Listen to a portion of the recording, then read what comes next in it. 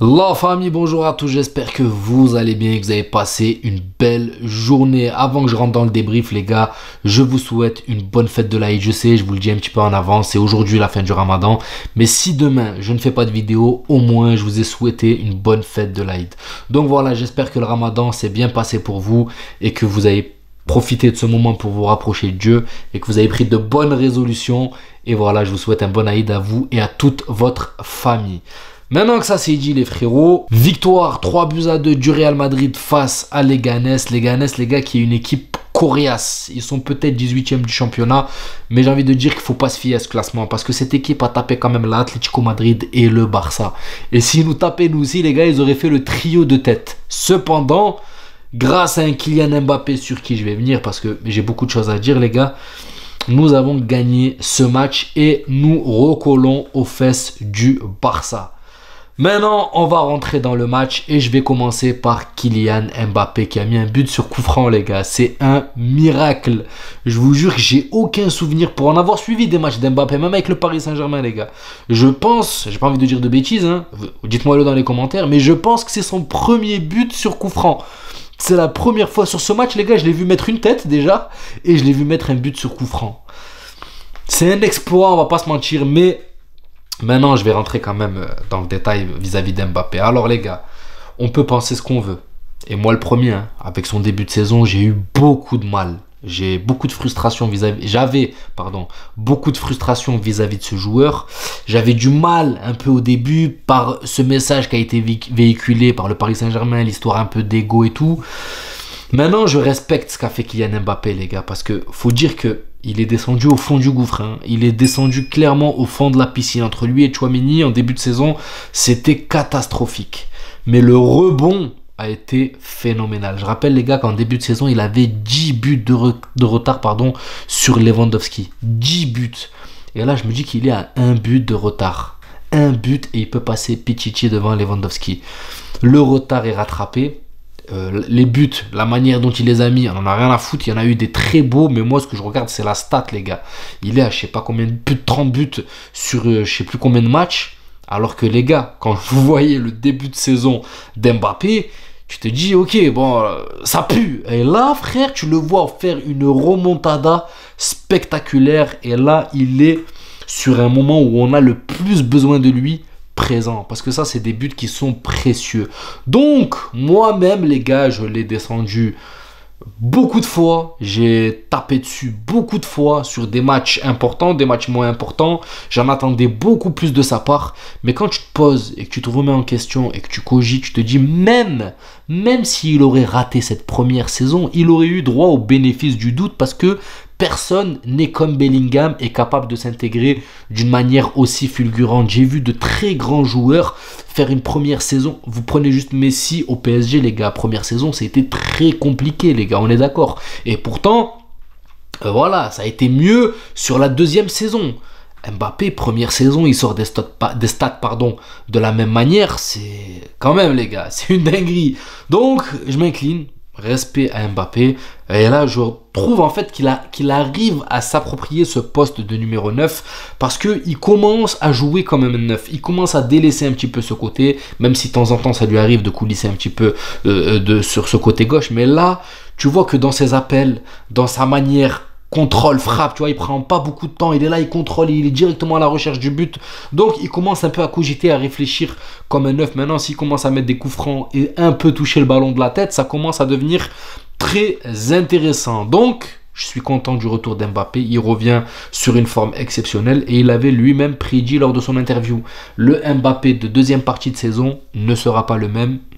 Il a réussi le pari, les gars. Il nous a fermé notre bouche. Je l'attendais dans des grands matchs. Pour moi, ce match contre Leganés est un grand match. Il a bien joué sur des grands matchs qui sont passés aussi. Maintenant, il faut que ça continue pour que voilà, on puisse peut-être potentiellement aller chercher un résultat dans cette Liga. Maintenant, je ne vous cache pas que les gars, quand vous voyez ce Barça à côté, ça va être compliqué. Mais comme je vous le dis, les gars, moi, tant qu'on est encore en lice, en fait, tant que numériquement et statistiquement, nous ne sommes pas encore hors de course, tout est possible avec le Real Madrid et vous le savez.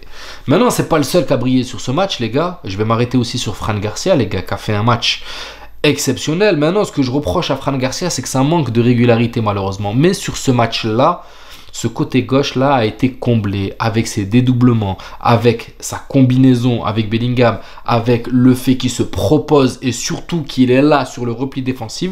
Si on pouvait avoir un Fran Garcia de ce soir sur tous les matchs, franchement les gars, je vous jure qu'il a fait le boulot. Maintenant, j'attends de voir sur la continuité parce que Fran Garcia, malheureusement, c'est un peu comme Lucas Vazquez de l'autre côté.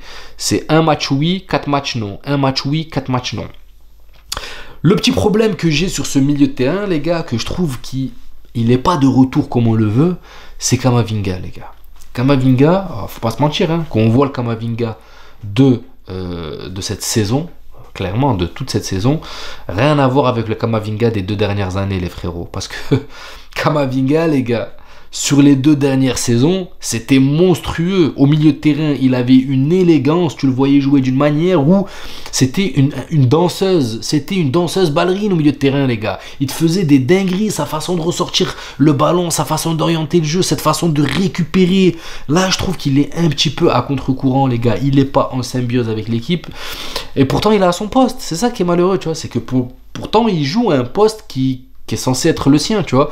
Et je n'arrive pas encore à retrouver le Camavinga des temps forts. Alors peut-être qu'il est en train de se taper un creux, comme l'a fait Tchouaméni en début de saison, et qu'il va rebondir. Mais en tout cas, là, à cette heure-ci, les gars, s'il y en a un qui est en train de flopper sur ces derniers matchs, c'est Camavinga. En fait, on a été habitué à beaucoup mieux de sa part. Modric fait encore un match très correct, surtout dans la récupération de balles et tout. Arda Güler, alors Arda Güler, les gars, tu sens que le banc ne lui fait pas du bien. Tu sens que le banc, en fait, le fait qu'il reste et qu'il squatte le banc, tu vois, ça lui fait pas du bien du tout. Ce gamin, il faut qu'il joue. Il faut qu'il joue pour récupérer en confiance. Parce que là, en fait, Ancelotti est en train un petit peu de lui détruire sa confiance. Parce que il joue un match, ensuite, il passe à la trappe sur 3-4 matchs, il joue pas. Après, il refait jouer des morceaux de match. Et c'est comme ça que tu flingues, en fait, la confiance de... Tout comme Hendrick, hein, sur le banc, qui sont en train de moisir, les pauvres. Donc, j'ai pitié pour ces jeunes. En fait, plus ils vont jouer, plus ils vont acquérir en expérience, plus ils vont acquérir en confiance, surtout. Et puis, ça sera plaisant à voir. Sauf que là, le pauvre, tu les fais jouer de temps en temps. Il suffit que le match se passe mal pour lui. Ça lui bousille un petit peu moralement.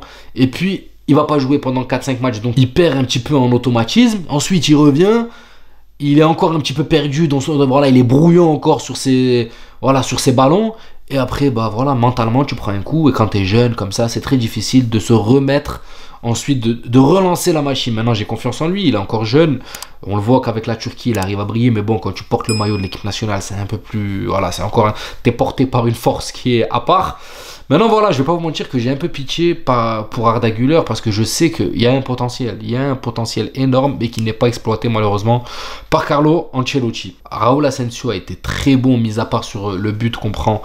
En fait, on met un but sur penalty et il se passe même pas 10 secondes, j'ai envie de dire 20 secondes après le coup d'envoi suite au but. Et on reprend un but, les gars. Bon, t'as Asensio qui...